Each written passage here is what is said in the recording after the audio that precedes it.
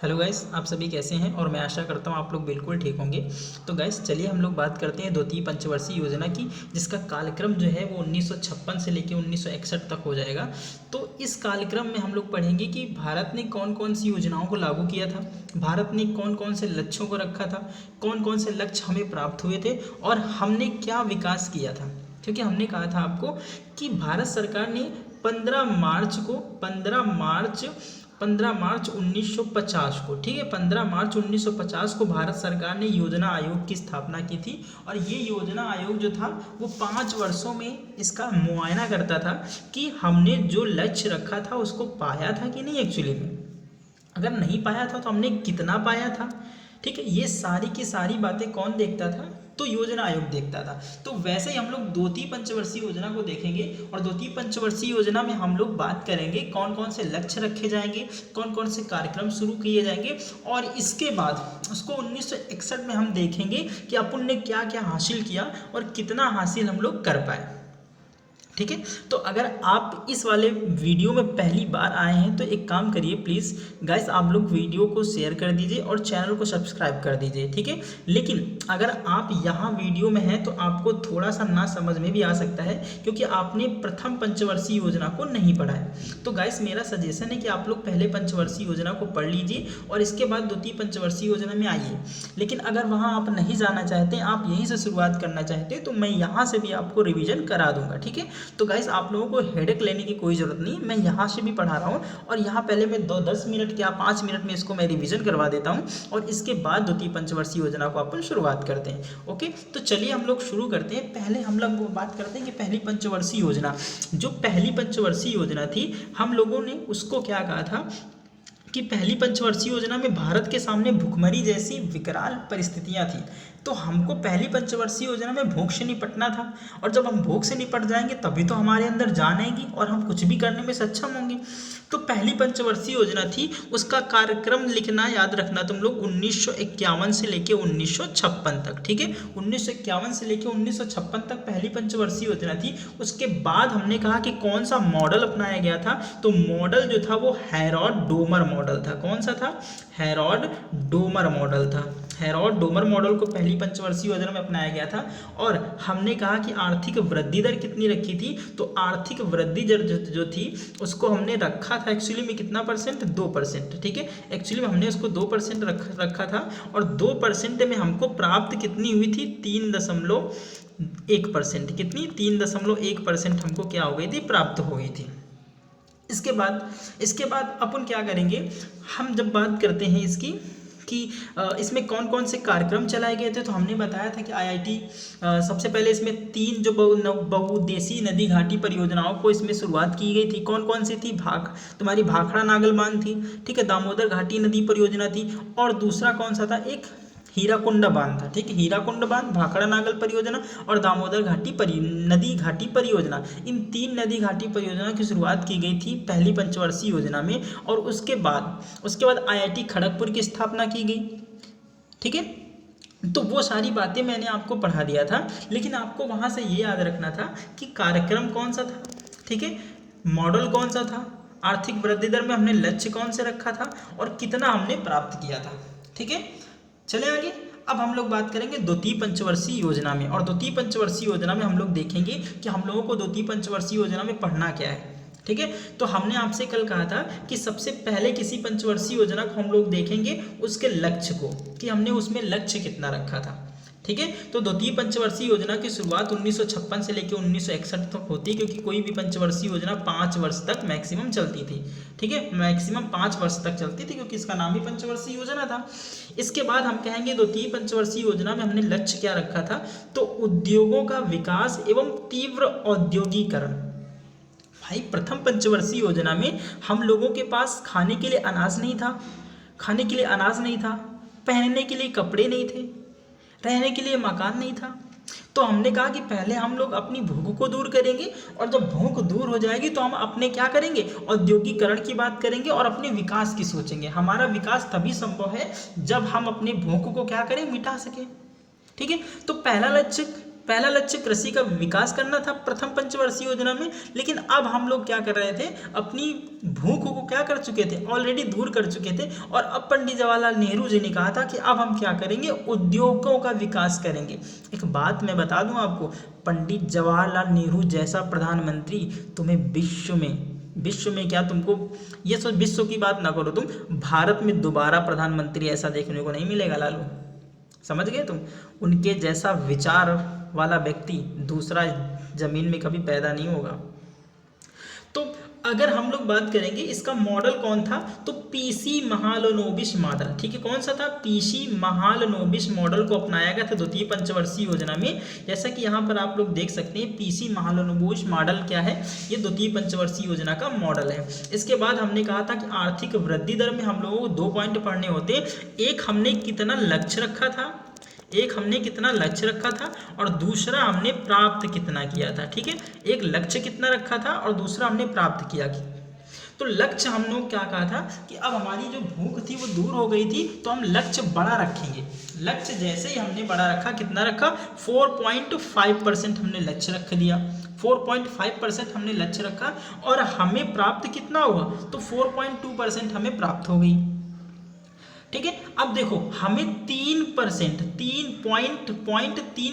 की हमें हानि हुई थी, लेकिन हमने लक्ष्य भी तो बड़ा रखा था, तो हम लक्ष्य के करीब पहुंच गए। इसलिए हम कहेंगे कि ये योजना भी अपने आप में क्या हो गई थी, तो ये योजना भी अपने आप में पूरी तरह से सफल हो गई थी।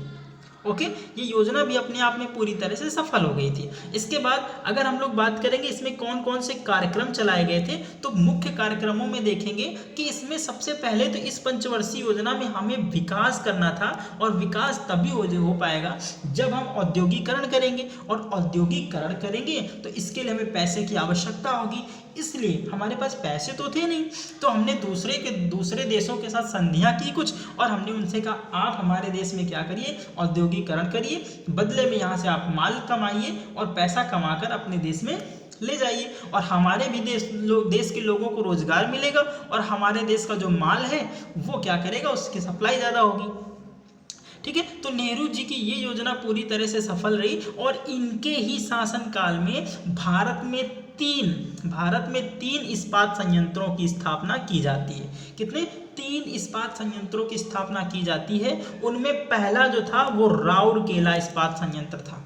कौन था राउरकेला इस्पात संयंत्र था, और ये राउरकेला जो था ये भारत के ओडिशा में स्थित है। कहाँ स्थित है, भारत के ओडिशा में स्थित है, जो क्या करता है, कच्चा लोहा निकालता है जमीन से, और कच्चे लोहे से क्या बनाता है, पक्का लोहा, यानी कि इस्पात बनाता है, ठीक है। कहाँ स्थित है आप लोग बताओगे, उड़ीसा में स्थित है। और ये किसकी सहायता से भारत में लगाया गया था, तो ये जर्मनी की सहायता से भारत में लगाया गया, और इसको 1959 ईस्वी में लगाया गया था। भारत में 1959 ईस्वी में लगाया गया। किसकी सहायता से लगाया गया, तो उड़ीसा की सहायता से लगाया, सॉरी उड़ीसा नहीं, किस राज्य में है, तो उड़ीसा राज्य में है। और किसकी सहायता से लगाया गया था, तो जर्मनी की सहायता से लगाया गया था। कौन सी पंचवर्षीय योजना थी, तो द्वितीय पंचवर्षीय योजना थी। यहाँ पर ऐसे लिख लेना, द्वितीय पंचवर्षीय योजना थी। और तारीख की बात करेंगे तो 1959 में इसको क्या किया गया था, कार्यान्वित किया गया था। तो इसको एक बार फिर से हम लोग देखेंगे कि द्वितीय पंचवर्षीय योजना में 3 इस्पात संयंत्रों की स्थापना की गई थी। वो इस्पात संयंत्र कौन थे, तो पहला था राउरकेला। कौन सा था, तो पहला राउरकेला था। राउरकेला था कहाँ पे, तो ओडिशा में था। कहाँ पर था, उड़ीसा में था। और उड़ीसा, इसको याद हम लोग ऐसे करेंगे, ये देखो ऊ यहाँ पर है और यहाँ पर भी ऊ है, ठीक है। तो राउर और उड़ीसा दोनों में ऊ है, तो क्या कर सकते हो आप लोग, याद रख सकते हो कि राउरकेला, ठीक है, कहाँ पर है, उड़ीसा में। और एक बात यहाँ से और याद रखना कि राउरकेला जो स्टेडियम है वो विश्व का सबसे बड़ा हॉकी स्टेडियम है। वो भी कहाँ है, तो वो भी उड़ीसा में स्थित है। ओके, वो हॉकी का स्टेडियम है, और ये राउरकेला इस्पात संयंत्र है, उड़ीसा में है। किसकी सहायता से लगाया गया था, जे फॉर जर्मनी की सहायता से इसको क्या किया गया, भारत में लगाया गया। तो राउरकेला कहाँ स्थित है, उड़ीसा में। किसकी सहायता से, जर्मनी की सहायता से लगाया गया। कब लगाया गया, तो 1959 में इसको लगाया गया था। ओके, प्रथम पंचवर्षीय योजना को छोड़ करके द्वितीय पंचवर्षीय योजना में इसको क्या किया गया था, लगाया गया था। इसका मुख्यालय कहाँ पर है? तो इसका मुख्यालय राउरकेला ओडिशा में स्थित है। कहाँ पर? राउरकेला ओडिशा में इसका मुख्यालय स्थित है। अब हम लोग बात करेंगे कि दूसरा इस्पात संयंत्र कब लगाया गया था, और वो जो दूसरा इस्पात संयंत्र था उसको हम लोगों ने एक नाम दिया कि भिलाई इस्पात संयंत्र। क्या नाम दिया गया उसको? भिलाई इस्पात संयंत्र उसका नाम दिया गया। और ये एक्चुअली में था कहाँ पर? तो ये छत्तीसगढ़ में था, छत्तीसगढ़ में था। ठीक है, यहाँ से ये याद रखना, यहाँ लास्ट में बड़ी लगा हुआ है और यहाँ ता में भी कि कौन सी मात्रा है? बड़ी की मात्रा है, ता में भी बड़ी की मात्रा है। तो ये छत्तीसगढ़ में स्थापित किया गया था। तो भिलाई इस्पात संयंत्र भारत के छत्तीसगढ़ के भिलाई में स्थित इस्पात कारखाना है। यह भारत का पहला इस्पात कारखाना था, यह भारत का पहला इस्पात कारखाना था जो 1955 में शुरू किया गया था। ठीक है, जो 1955 में शुरू किया गया था। और ये किसकी सहायता से लगाया गया था? सोवियत संघ की सहायता से लगाया गया था। सोवियत संघ यानी कि यूएसएसआर, ठीक है, यूएसएसआर की सहायता से लगाया गया था। और इसी यूएसएसआर का नाम बदल के 1951 में कर दिया गया रशिया। क्या कर दिया गया? रशिया कर दिया गया 1951 में, क्योंकि 1951 में इसका विघटन हो गया था और इससे 16 देश अलग हो गए। कितने? 16 देश इससे अलग हुए और 1951 में ये टूट गया। और टूटने के बाद ये बना रसिया। और विश्व का सबसे बड़ा देश भी कौन सा है? रसिया है। ठीक है, अब हम लोग बात करेंगे कि भिलाई जो था इसको किसकी सहायता से लगाया गया था? तो आप लोग बताओगे यूएसएसआर की सहायता से लगाया गया था। कब लगाया गया? 1955 में लगाया गया। कहाँ पर लगाया गया था? तो छत्तीसगढ़ में लगाया गया था। ठीक है, कौन सी पंचवर्षीय योजना थी? तो सेकेंड पंचवर्षीय योजना थी। इतना याद रखना। पहली बात, पहला इसमें कौन सा लगाया गया था हमने आपको पढ़ाया, इसके पहले हमने आपको पढ़ाया राउरकेला। ठीक है, राउरकेला जो था उड़ीसा में था। किसकी सहायता से लगाया गया? जर्मनी की सहायता से लगाया गया। और दूसरा बात करेंगे हम लोग, भिलाई इस्पात संयंत्र कहाँ पर है? छत्तीसगढ़ में। और ये किसकी सहायता से लगाया जाएगा? तो ये रूस की सहायता से लगाया जाएगा। किसकी सहायता से? रूस की सहायता से। और कब लगाया गया? 1955 में लगाया गया। ओके, सेकेंड पंचवर्षीय योजना, इतना याद रखना तुम यहाँ से। ठीक है, इसके बाद हम लोग बात करेंगे तीसरा। ठीक है, तीसरा इस्पात संयंत्र कौन सा था? और उस तीसरे इस्पात संयंत्र के आगे हम लोग बढ़ेंगे। और ये जो था वो दुर्गापुर इस्पात संयंत्र था। ठीक है, दुर्गापुर इस्पात संयंत्र था। और ये कहाँ स्थित है? तो ये स्थित है पश्चिम बंगाल में। कहाँ स्थित है? पश्चिम बंगाल में। देखिए याद रखना, यहाँ से दुर्गा है और यहाँ पर पुर है। पास है पश्चिम बंगाल, पास है पुर। ठीक है, तो दुर्गापुर कहाँ स्थित है? पश्चिम बंगाल में स्थित है। और हम लोगों ने इसको ब्रिटेन की सहायता से लगाया था। ठीक है, ब्रिटेन ने हम लोगों को क्या की? इसमें मदद की। और ब्रिटेन की सहायता से भारत में लगा कौन सा? दुर्गापुर इस्पात संयंत्र। कहाँ पर था? ये पश्चिम बंगाल में था। और पश्चिम बंगाल की राजधानी क्या है? तो आप लोग बता सकते हैं, इसकी राजधानी है कोलकाता। क्या राजधानी इसकी राजधानी है कोलकाता। और ये ब्रिटेन की सहायता से भारत में लगाया गया था। इसकी स्थापना कब की गई थी? तो 1959 में की गई थी। तो हमने कहा था 1959 में 2 कारखाने लगाए गए थे। एक किसकी सहायता से?